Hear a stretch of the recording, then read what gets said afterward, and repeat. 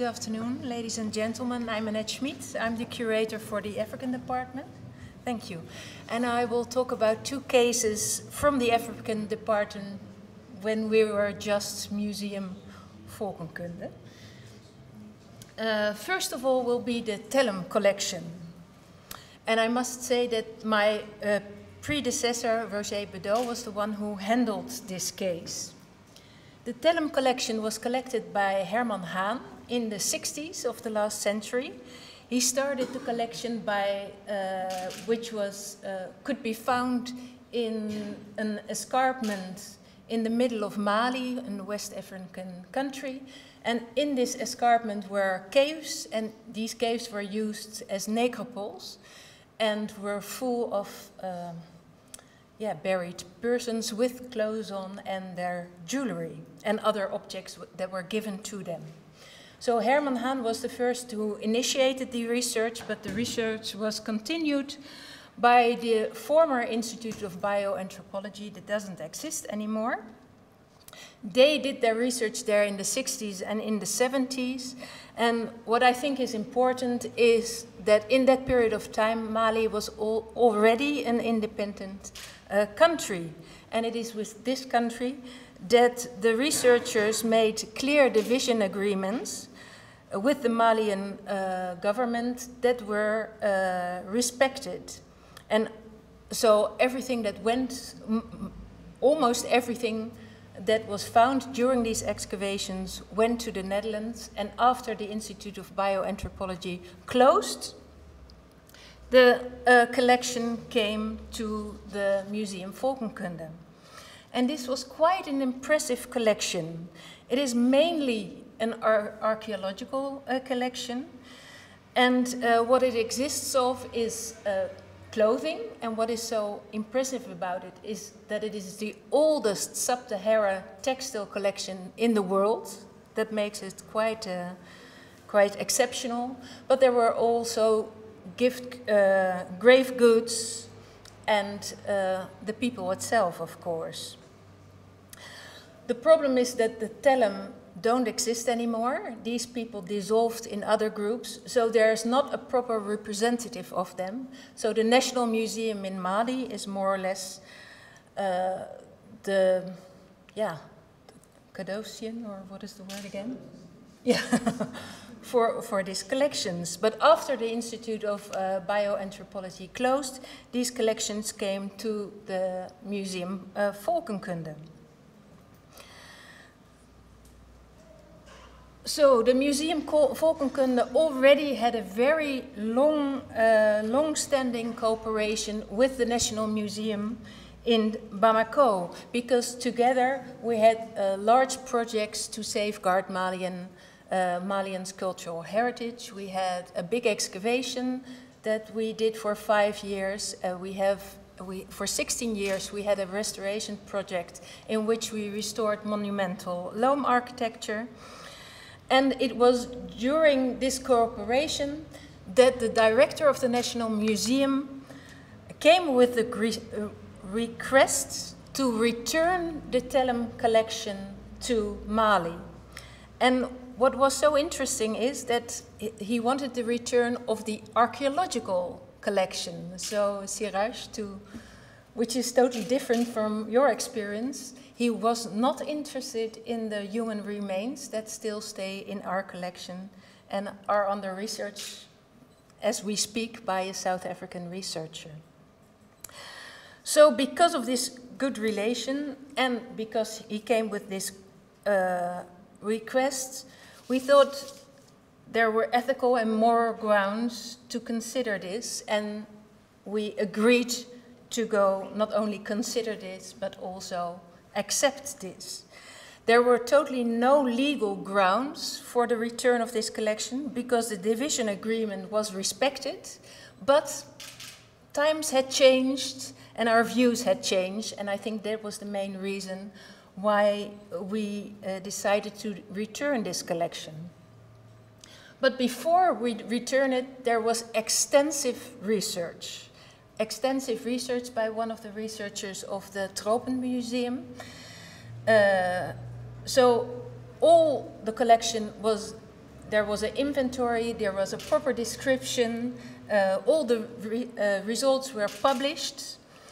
And what we did is that we returned the ownership of this collection to the National Museum. So it's not a change of custody, of custodian change, but we really changed the ownership. The ownership went back, because they were the owners in the first place, to Mali, and we asked the director of the museum in Mali to divide the collection in 2 equal parts. That's what he did, this is not what we did.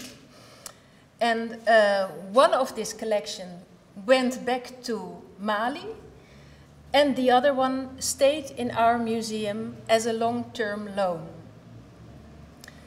And there was another thing, because there's a saying in Mali that is called cadeau empoisonné, that is a poisoned gift, when you give somebody but you know that they can't really accept it because they don't have the means to do it properly.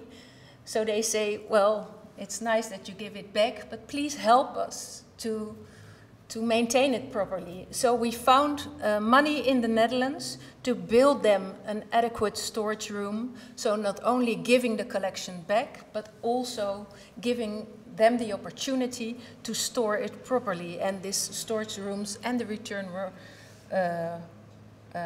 paid by the museum, but also by the Ministry of Foreign Affairs.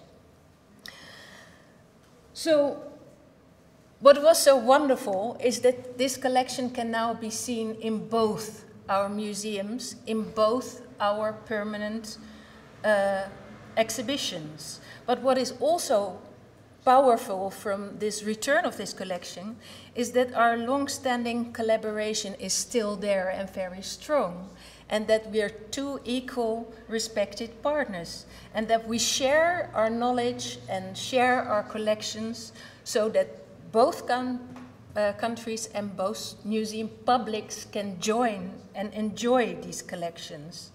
And one of the results was also this joint exhibition that was in Leiden and in Bamako, and was made up from collections in Leiden and Bamako. So this was an actual return of a collection. A second example that I would talk about is the Benin Dialogue. The Benin Dialogue started in 2000, well, it started long ago actually, when the minority of the collection, from the Benin collection, comes from a punitive expedition of the British in Benin in 1897. And by the means of middlemen in Hamburg, Umlauf, and in London, Webster, part of the collection had been sold to our museum.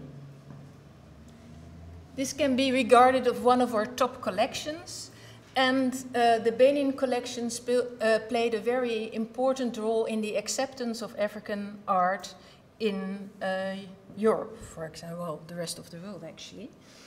And this collection is also part of our permanent exhibition and can be enjoyed by a Dutch audience. But it was in 2007 that was a very famous Benin exhibition in Vienna. And on the initiative of the Weltmuseum and the National Committee of Museums and Monuments in Nigeria, they took steps to open up a dialogue to open the accessibility of these treasures of the Benin Kingdom for the Nigerian public. Because due to the colonial wars in the 19th century, this collection had been scattered all over the world in private museums and in museums, and was almost inaccessible for an African audience. The Nigerian authorities and the Benin court put forward their wish to make these collections accessible to the peoples of origin and the Nigerian public. So in 2000, so after the initiation of this dialogue, there were 3 meetings. The first took place in 2010 in Vienna and was used to form a platform for future cultural cooperation between the Nigerian partners and the European museums. They invited legal experts from Nigeria and from Austria, and they debated on and discussed the respective standpoints on the Benin matter. In the second meeting in 2011 in Berlin, during that time several European museums had started programs in which was the aim to share collections and their knowledge and cooperate with people from the source countries of their collection as equal partners. All the participants thought and believed that difficult questions could only be addressed in a dialogue, and they envisioned their encounter as a collegial exchange of opinions and a joint effort to look for viable solutions. And the result was that we started to put on all our Benin collections online so that could be accessed from all over the world. The last meeting took place in 2013 in Benin City, and here you see the Oba of the Kingdom of Benin. The Kingdom of Benin still exists, and this is the current Oba. And he invited us to his palace to talk about these aspects with him directly. But we also talked with representatives of the Nigerian Ministry of Culture and representatives of the National Commission of Monuments and Museums. And this workshop resulted in the Benin Plan of Action, a joint proposal on the content of a memorial of understanding that the participating museums will consider as an official step in their cooperation. And in this plan of action, we had the digital and printing publication on the Benin collection of the participant parties, the accessibility of the collection to the staff of the collaborating institutions, the waiving of reproductive fees, the assistance with expertise, scholarship and support for curatorial education, and the support for the development of libraries and archives on these collections in Nigeria. All these aims was to create enable an environment of exchange and joint exhibitions and loans in both directions, so that we both could bring all these collections together and they would be accessible for everybody. Unfortunately, this is the last step, and since 2013, there hasn't been taken much action, unfortunately. So these are two case studies from the African department, and maybe in the discussion we can talk a bit more on them. Okay, thank you for your attention.